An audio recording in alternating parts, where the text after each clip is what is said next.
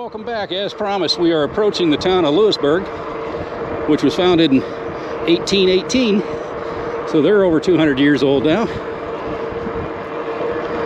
And we're going to go through town, go to the the Dixon branch covered bridge. We just came from the Geating covered bridge. Slide right onto West Dayton Street.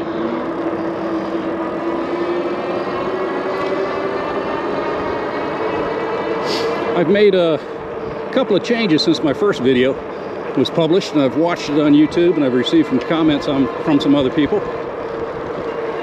When I'm recording,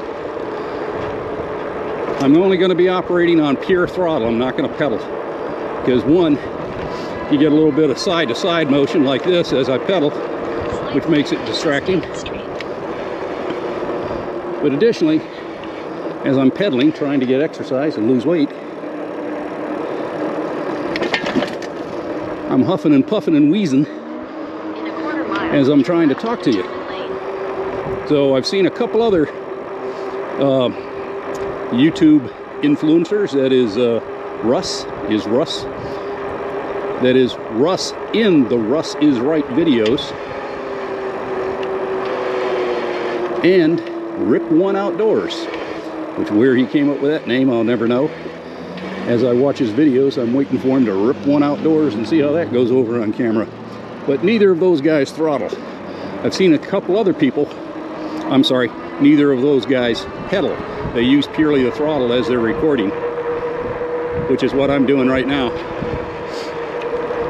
And I've also watched a couple other guys that are making the mistake of pedaling while they're trying to record, and you hear them huffing and puffing and wheezing as well. And it's a pretty good hill we're going down that we're just going to have to... Then your destination will be on the right. We're just going to have to get back up that hill on the way back. But we'll get a good running start, and we'll make it up without having to use the throttle.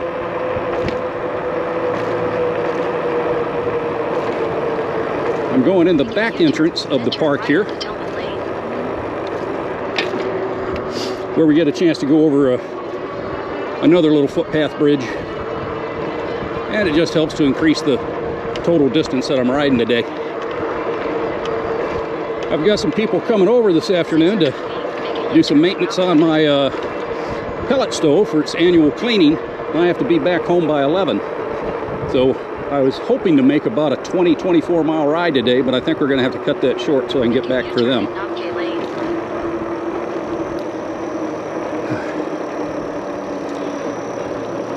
I've only had the e-bike for about going on 2 months now, or it has been about 2 months. We had a lot of bad weather in the interim, so I would ride the bike, get all sore and tired, and then the weather interferes or family events or something, and I can't ride. So it's a week or more before I get to the ride. And now the muscles are all settled in, and it's like I'm starting at day one. So now that summertime's here, I should be able to ride a little more often. However, Mrs. Freight Dog just underwent a major surgery. And let me get this right, she had an anterior cervical discectomy infusion. And so she is in recovery mode right now. And I'm having to do all the household chores, running the errands and shopping, and as well as keeping up with the lawn and the swimming pool. So the last couple of weeks it's been difficult to get in a ride. So I'm into the same condition that I had before. That is, getting all sore, going through the recovery, and then by the time I ride again, it's like starting on day one.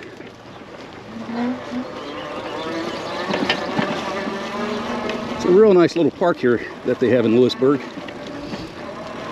And here's a little footpath bridge.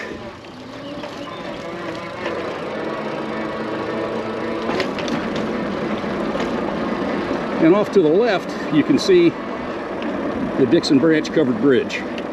Now they've made a picnic shelter out of it, so we're not going to ride through it. They have the picnic tables packed pretty tight in there.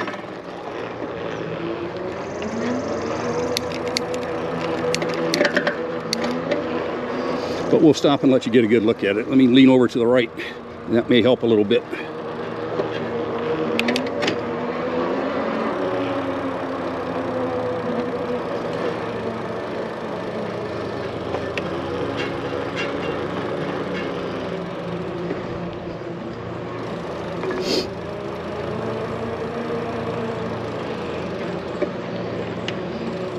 I'll pedal up on the grass here and let you get a good look at it.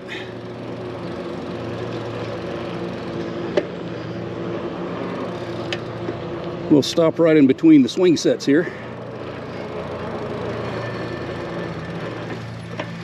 And as you can see, they got the picnic table stacked up in there pretty tight.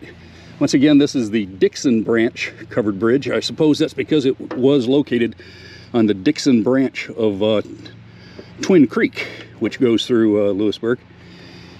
And as I said before, I believe this one was damaged by a storm, and the citizens of Lewisburg decided to move it to this community park. I think it too was built in 1894, 95. I'm not sure on that. They don't have a sign on this one, so I'd have to look it up online. When I edit the video, I'll find that out, and I'll put a comment or a title caption on the video so you can see when specifically it was built. But we're very lucky here in Preble County to have these bridges, and I really enjoy going to them. I wish the funds were available, because I think that what they really need to do is at least take 2 or 3 of these bridges where they have the space to do it and put a little park around them. You put a small parking lot for you know, a dozen cars, and put a couple picnic tables and park type barbecue grills, and let people really enjoy these bridges.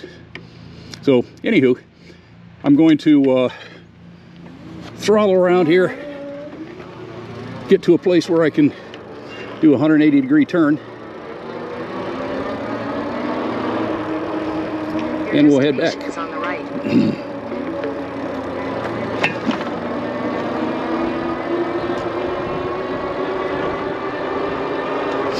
Hey, going back to the lithium-ion batteries, as far as cargo aircraft are concerned,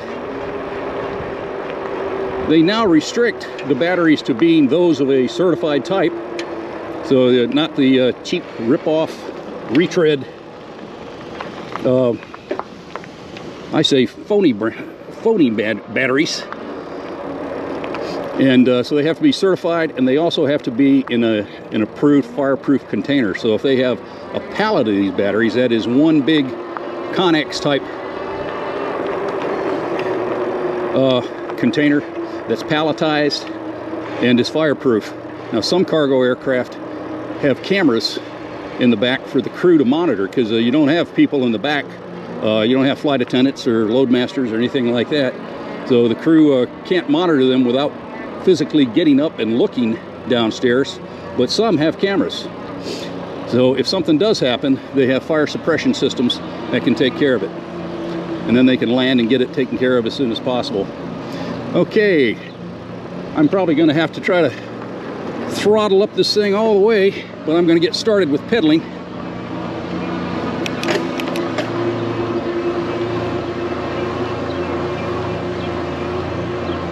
So if I get winded and start wheezing and huffing and puffing, you'll know why. We're almost to the top, so we're good.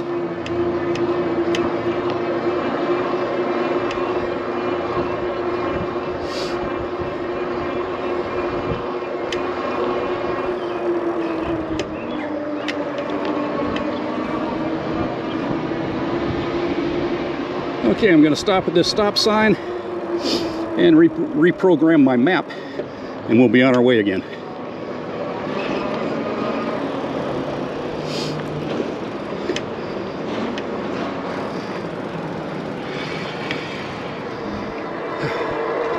Hey guys, welcome back. We are on our way back to the Geating Covered Bridge and the TA Travel Center. I'm done pedaling for a while so that we can talk.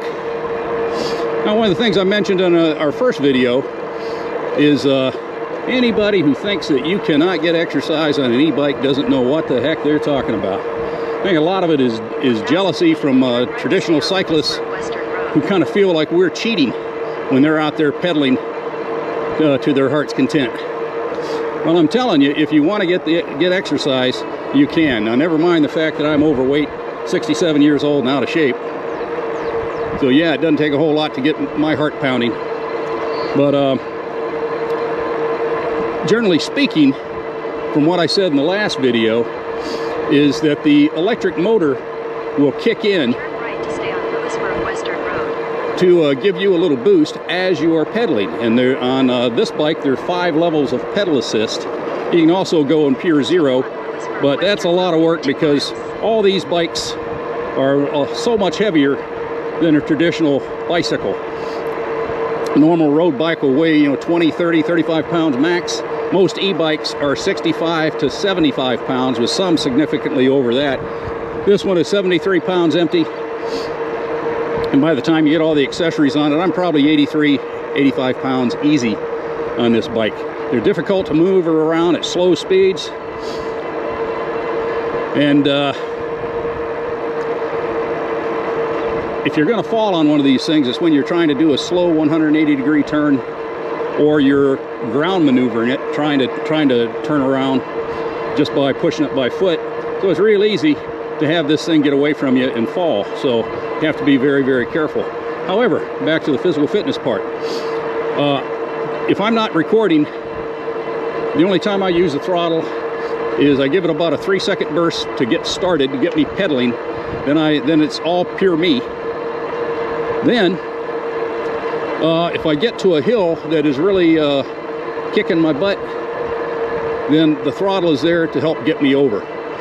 As they used to say in the old Dukes of Hazzard video or television show, straightening the curves, flattening the hills. That's what the motor does for you. And for people that are out of shape, have some physical limitations or mobility issues, they're simply not going to get out on an e-bike and ride. So e-biking opens up so many adventures and exercise and just getting outdoors to a lot of people who otherwise would not get out and exercise. Now the motor is going to kick in to help you out with the pedal assist, and if you were on a normal cycle, you might only be doing 8-10 miles an hour. With the electric motor, you're doing 20 miles an hour right away. And so you're going faster, you're going farther than you would on a normal cycle. So again, for those people that are out of shape or have physical limitations, they're just not going to do it. It's too much work. But if you're pedaling and changing gears, you are certainly getting a workout. Now, I mentioned in the last video that you get into a condition in cycling they call ghost pedaling. That is, you have very little resistance to no resistance on the pedals. So your legs are moving, but you're not doing anything. You're just spinning your wheel, so to speak. And so as you start going faster, you have to change gears, and it keeps the resistance level up, which just keeps you going faster. And on all e-bikes, class 1 and 2, the motor will kick out, that is stop, and not provide any more help at 20 miles an hour. Now you can turn most class 2 bikes into a class 3 just through your phone app, and you disable the speed restriction, and you can pedal right up to 28 miles an hour with motor assist, where at 28 miles an hour the motor will once again kick out and not give you any more help. You can go beyond 28 miles an hour, but you're either going downhill or you're pedaling your little heart out. So with that in mind, if you think about it, you're getting more exercise than you would on a conventional bike. Now, one of our friends across the pond in the UK put out a video that I watched this morning, and he did a very interesting experiment. I can't think of his name, but when I edit the video, I will put a caption up there with the link to his website, and I'll put it down in the comments as well. But what he did is he did 3 10-minute experiments on his e-bike. And you can say, okay, that's not very scientific, but he's doing the same 3 2-minute or 10-minute tests on the same bike and with the same rider. So that itself leads to some consistency. And he measured the whole thing on his Apple Watch, which has a fitness program that measures how many calories are being burned over the time and the distance. Now you could say, okay, the Apple eWatch is not very accurate. Well, at least over the course of these 3 consistent experiments, 10 minutes, same rider, same bike, I would say that's fairly consistent. And what he did was he rode 10 minutes with no pedal assist. So it was only him pedaling. And then on the next 10-minute experiment, now he rested 10 minutes between each to get his heart rate back down. But he put in pedal assist number 3. Rode for the 10 minutes, and then he rested for 10 minutes. The next experiment, he put in pedal assist 5 and rode the same 10 minutes. At the end of the video, he showed the distance covered in each, the calories burned in each, and his heart rate. And which one do you think he got the most exercise on? He covered the most distance in pedal assist number 5. He burned more than twice the calories in pedal assist 5 than he did with no pedal assist. And surprisingly, pedal assist 3 provided the most calories burned per kilometer. So in terms of just time, pedal assist 5 was better, twice the distance and twice the calories burned. But pedal assist 3 gave him the most calories burned per kilometer. So that's a real interesting experiment which shows that you definitely can get some exercise. And I think if you haven't ridden an e-bike before and you get on one and put it through all the different levels of pedal assist and changing gears, you're going to feel that you are definitely getting some exercise. There's no doubt about it. Now, since I started my e-bike adventures a couple of months ago, one, my biking has not been very consistent due to weather and family events. And I also have not been sticking to my diet very well. But watching the few videos that I did today on weight loss on e-bikes, it's kind of got me motivated, and I think I'm going to start my diet back today. And I'm right at about 300 pounds right now. In the previous video, I kind of teased around it, or talked around it, and said that I'm somewhere north of 260. Well, I haven't seen that in a while. So, over the course of the summer, we're going to see how much weight I can lose. I'm going to definitely try to keep up with my biking and keep up with the diet and try to live a clean life. So we're approaching the Geating Bridge again from the other direction. Once again, I'll pause so you can get a look at the bridge. And then we'll pause the video altogether for our ride back to the travel center.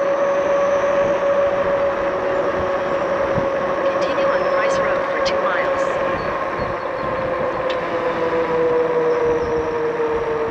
miles. Okay, no traffic behind me.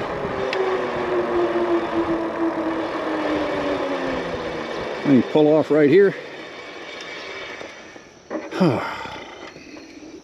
I gotta tell you, taking these rides and just throttling is really kind of a nice, pleasant ride because I'm not getting worn out. But when I pause the video, rest assured, I am pedaling and trying to get some exercise. And the next ride I take, when I don't have any limitations on having to get back home for an appointment, I'm going to definitely try to hit that 20 to 24 miles. Most of my rides lately have been in the neighborhood of 12 to 14 miles. And this one should be right about 14 miles today as well. But I want to start going over 20 miles and increasing my exercise. Another thing I learned after publishing my first video, it was too long. It was 39 minutes. And so I will probably split this video into parts 1 and 2 if it's too long. And make it a little bit easier to watch along with my pedaling or not pedaling and using the throttle. And making the video a little easier to watch that way and listen to as well. So let's go ahead and get through the bridge. Then we'll say goodbye to you for a little while.